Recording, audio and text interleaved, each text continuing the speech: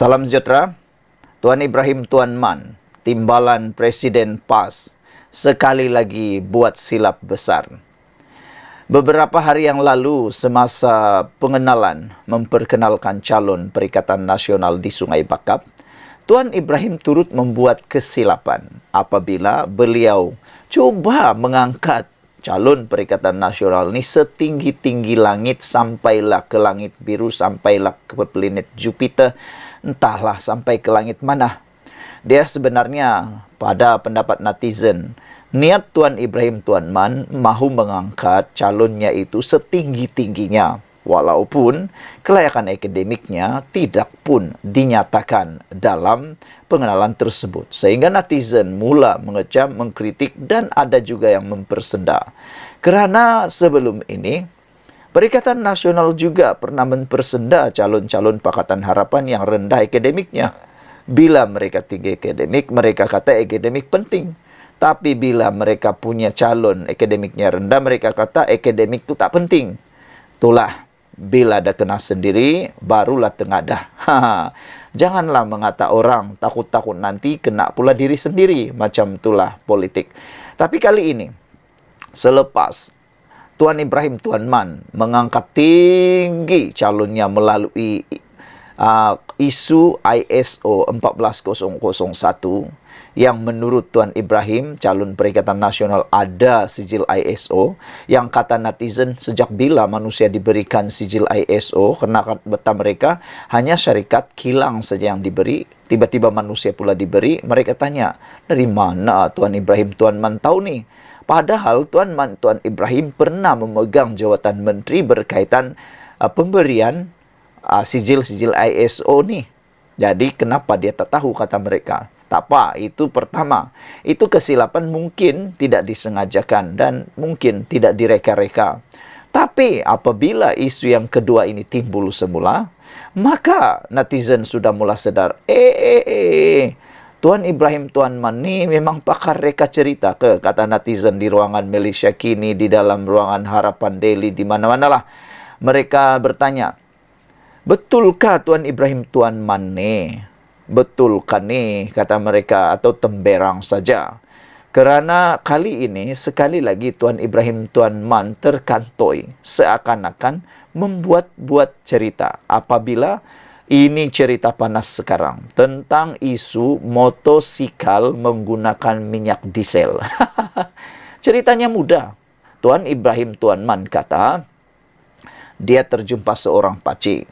Pakcik itu sedang mengheret motosikalnya. Bila ditanya motosikalnya, kenapa mengheret motosikal, rosakkah atau apa masalahnya? Pakcik itu kata, dulu isi RM5 minyak cukup dari tempat kerja ke rumah.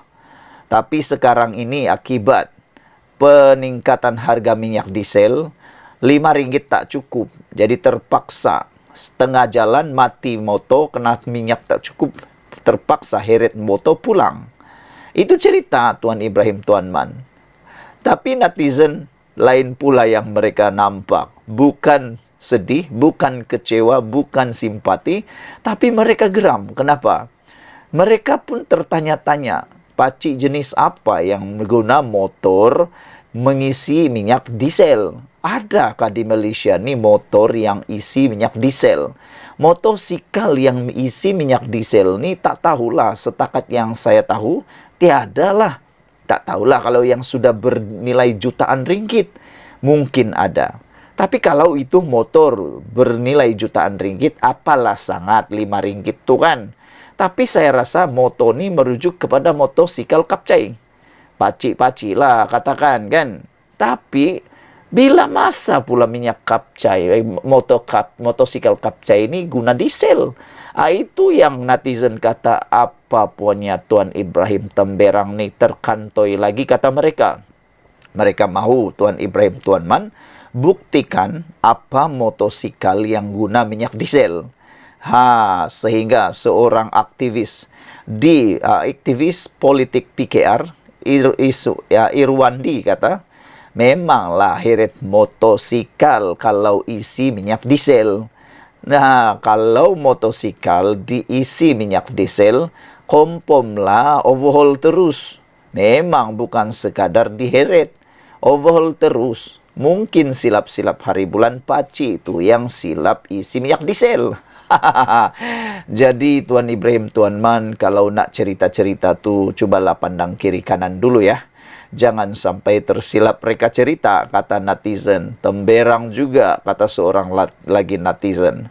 Saudara Tuan Ibrahim, Tuan Man diminta memberi bukti apakah jenis motosikal yang digunakan oleh rakyat negara ini yang menggunakan diesel.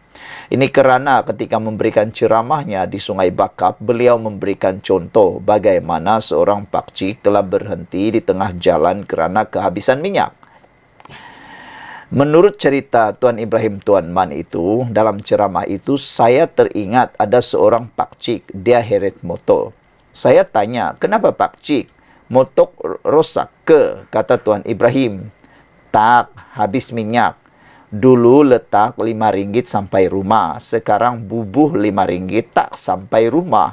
Menurut cerita Tuan Ibrahim. Kata beliau, itulah akibat dia. Kata ahli parlimen daripada PAS itu ketika mengkritik pemberian subsidi diesel. Bersasar berbanding subsidi pukal oleh kerajaan.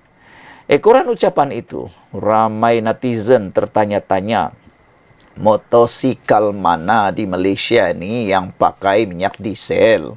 Apa jenamanya? Dari mana motosikal importnya tu? Kena motosikal keluaran Malaysia, seingat saya belum ada yang menggunakan minyak diesel. Aduh, pening kepala juga kita mendengar cerita Tuan Ibrahim nih. Aktivis media PKR Iswardi Morni pula berkata pakcik itu terpaksa menolak motornya kerana tersalah masukkan minyak diesel ke dalam motosikalnya yang sepatutnya menggunakan petrol. Nak bagi tahu Tuan Ibrahim, Tuan Man, pakcik naik motor tu tak sampai sebab enjin rusak. Masuk diesel dalam tangki kompom lah, overhaul, tulis beliau. Nampak sangat cerita rekaan buat bahan kempen. Kaki temberang betul, kata Muhammad ketika mengulas pandangan Iswardi itu.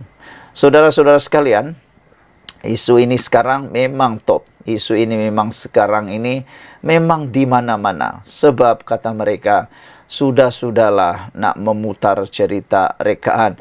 Sudah-sudahlah nak memutar lagi. Aku takut nanti kali ketiga buat silap lagi. Sebab yang pertama, isu ISO 14001. Sekarang, isu minyak motosikal diesel. Ini kali kedua. Tak apalah, kali pertama mungkin silap. Kali kedua ialah terima sajalah kesilapan. Tapi kalau kali ketiga itu memang sengaja mereka cerita, kata netizen. Kita jumpa lagi. Share video ini, kita jumpa lagi. Bye-bye. Salam sejahtera, terima kasih kerana bersama dengan saya di Nazilin Unity Channel. Petang ini sekali lagi kita dihangatkan dengan isu BlackRock.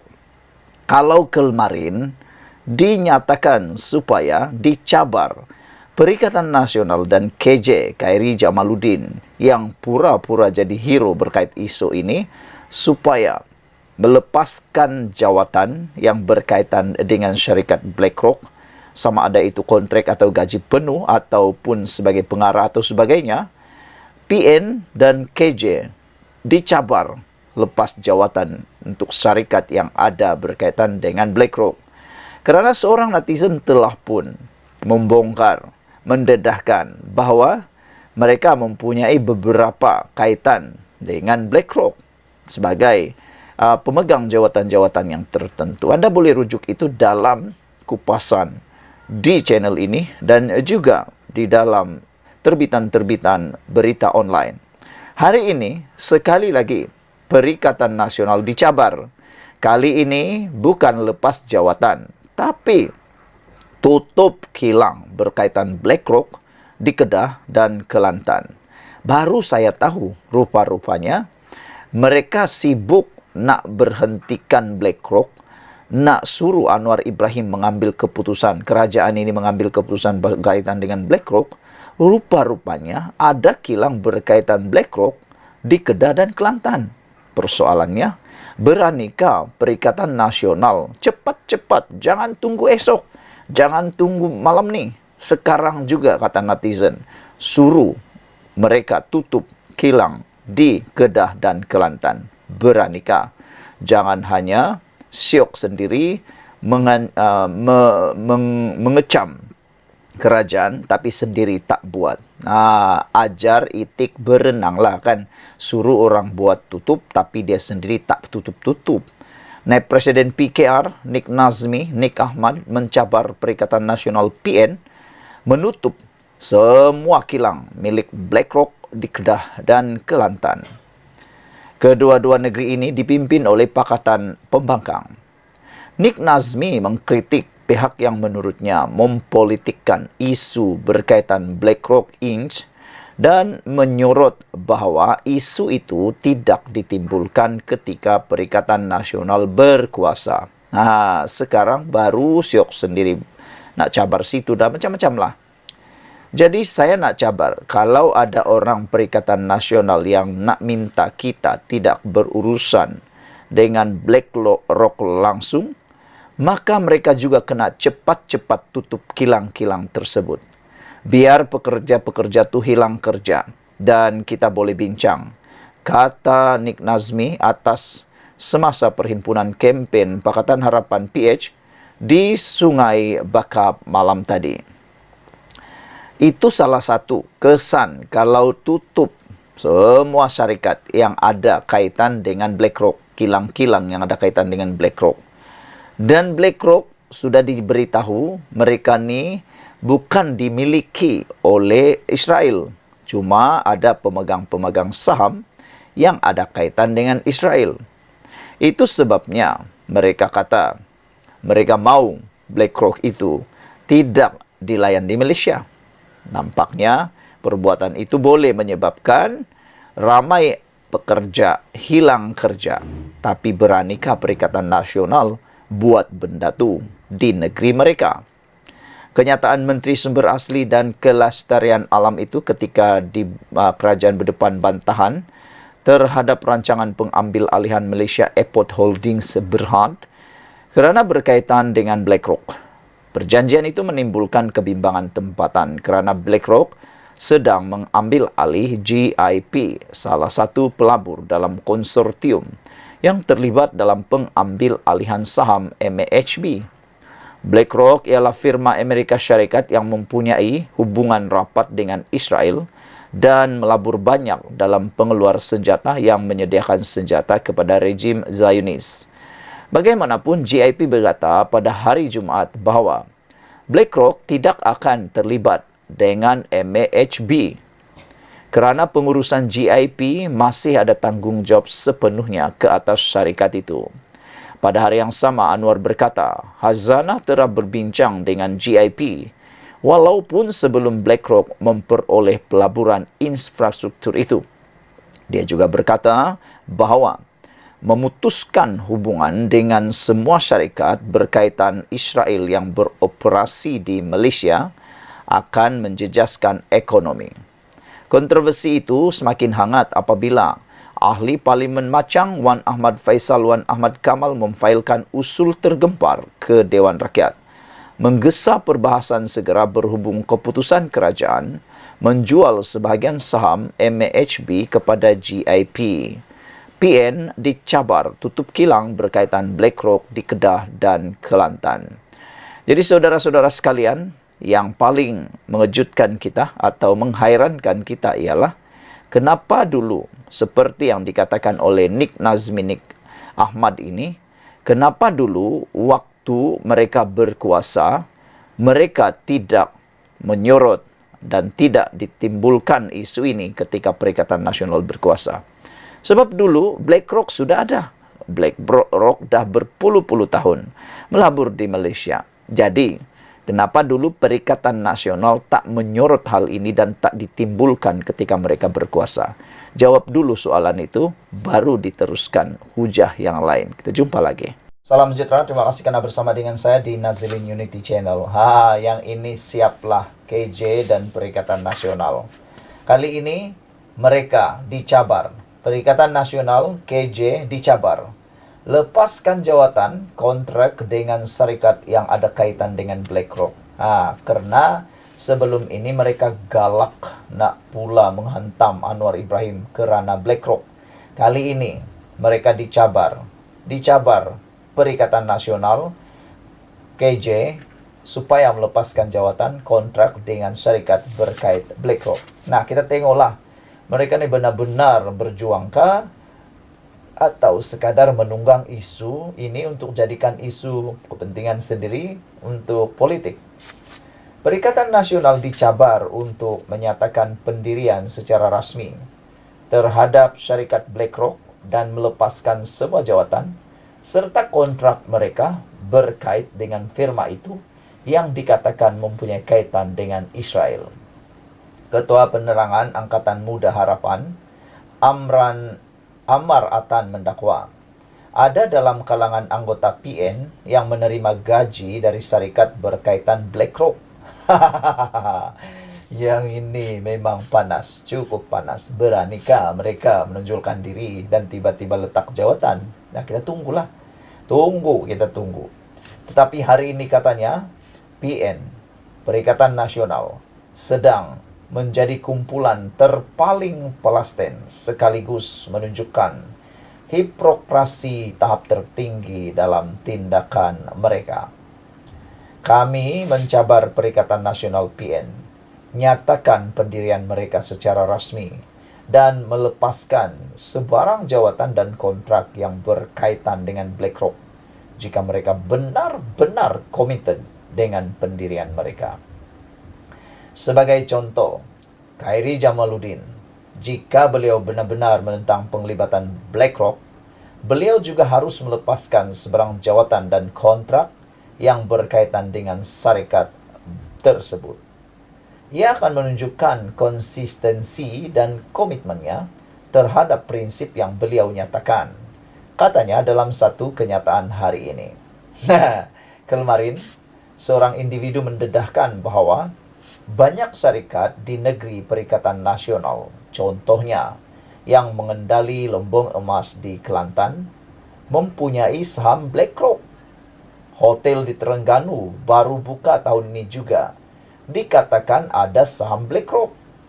Individu terbabit turut mendedahkan bahwa Khairi Jamaluddin dilantik sebagai pengarah CGS Internasional pada Mac 2024, di mana BlackRock memegang saham dalam CGS. Individu tersebut turut mempersoal bagaimana muka Khairi boleh terpampang dalam iklan promosi Vida Malaysia. Difahamkan BlackRock mempunyai pegangan saham dalam syarikat induk Vida Malaysia yang berpangkalan di Jepun, Diodor Group Holdings Inc. Sementara itu, Ammar menjelaskan bahawa dalam urusan terbaru melibatkan Malaysia Airport Holdings Berhad, kerajaan sebenarnya hanya berurusan dengan GIP sahaja. Keputusan itu dibuat oleh Khazanah Nasional Berhad berdasarkan penilaian strategik dan kepakaran profesional untuk memajukan aset negara.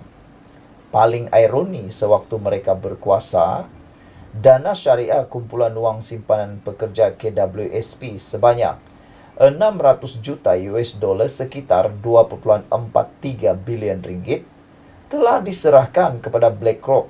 Tiada pula bantahan daripada mereka ketika itu. Yang ini paling sadis. Hakikatnya, kekejaman Zionis Israel adalah isu yang melatari dunia sejak berdekad-dekad lamanya. Begitu juga dengan penglibatan perniagaan BlackRock dengan Amerika dan Israel. Mengapa waktu itu nada mereka berbeza? Dan mengapa pula hari ini menjadi terpaling Palestin, namun tidak semasa mereka berkuasa? Soalnya lagi. Pendedahan ini memang menarik. Pendedahan ini memang luar biasa. Anda share kepada semua orang. Dan kita jumpa lagi.